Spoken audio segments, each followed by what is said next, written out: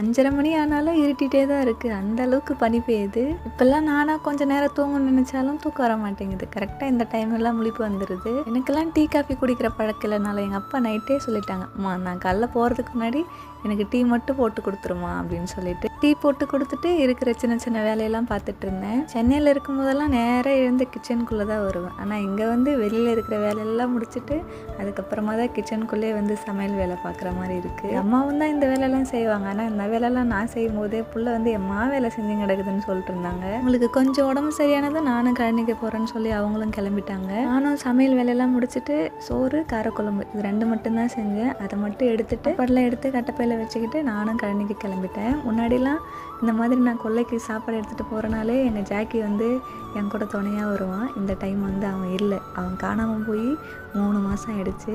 சாப்பாடெல்லாம் கொடுத்துட்டு நானும் பொடி நடையாக நடந்து வீடு வந்து சேர்ந்துட்டேன்.